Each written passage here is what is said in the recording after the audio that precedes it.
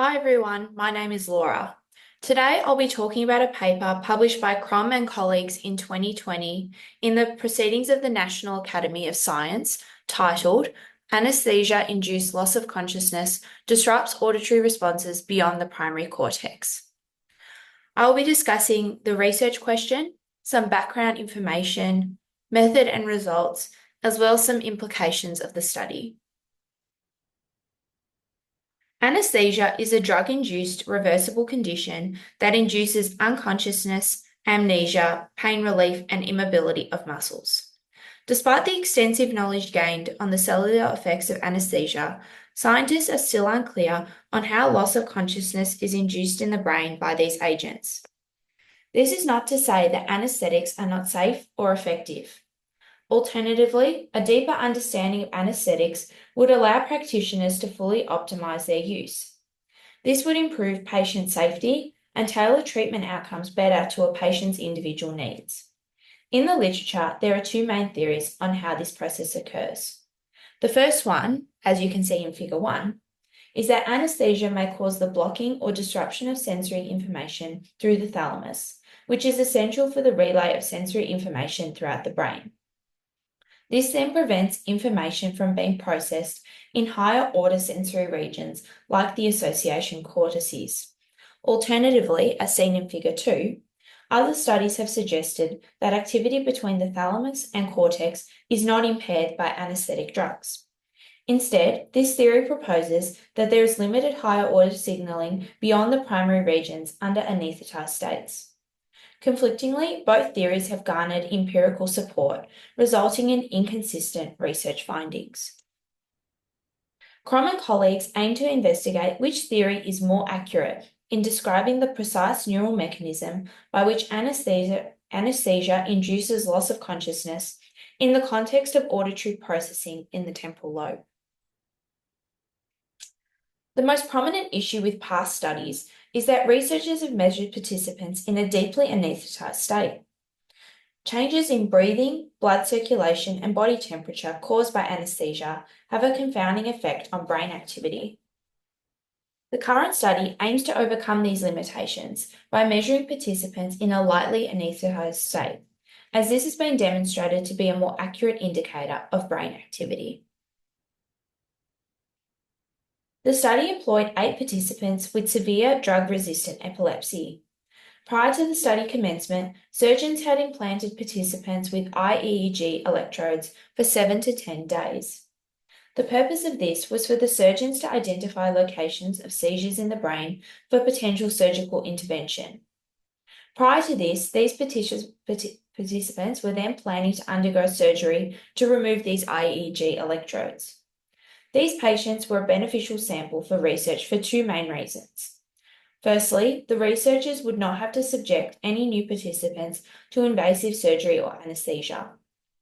Hence, researchers could utilize these participants to measure brain activity between a wakeful and anaesthetized state. Secondly, the researchers could use the existing IEEG electrodes implanted in the participants' brains to record the neural activity occurring.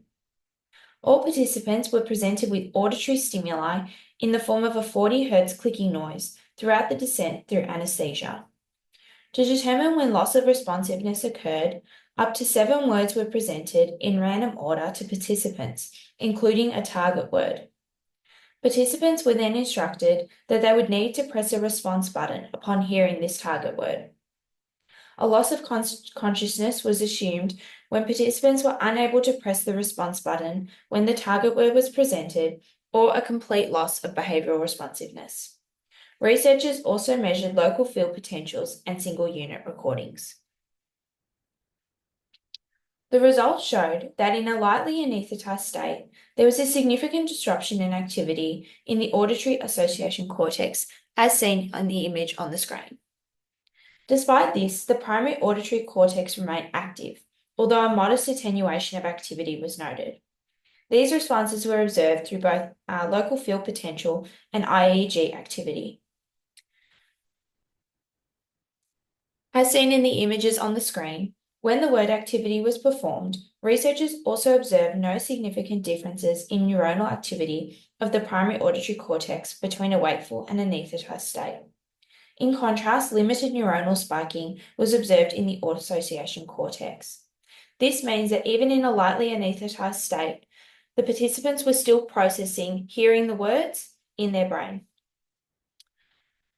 The researchers noted that gamma waves associated with high cognitive activity increased after loss of consciousness when the word activity was being performed. These waves, however, did not correlate with changes in neuronal firing shown by the IEEG. These results were highly consistent between patients. Collectively, these results indicated that thalamocortical activity is preserved under anesthesia-induced loss of consciousness. This provides further support for the second prominent theory of the mechanism of anesthesia-induced loss of consciousness, whereby activity is attenuated beyond the primary regions. Despite this, knowing that impaired cortical connectivity plays a key role in loss of consciousness can guide future research efforts. In the future, researchers may be able to extend their knowledge on the neural mechanisms underlying consciousness and which brain regions play critical roles in awareness and sensory processing. For instance, this could improve understanding of those in altered states of consciousness, such as a coma, improving diagnostic and therapeutic approaches. Practitioners will also be better able to manage and predict patient treatment outcomes, including side effects, due to better knowledge of the neural mechanisms underpinning these agents. Overall, future studies could extend on these findings with other anesthetizing drugs. These are my references, and thank you so much for listening.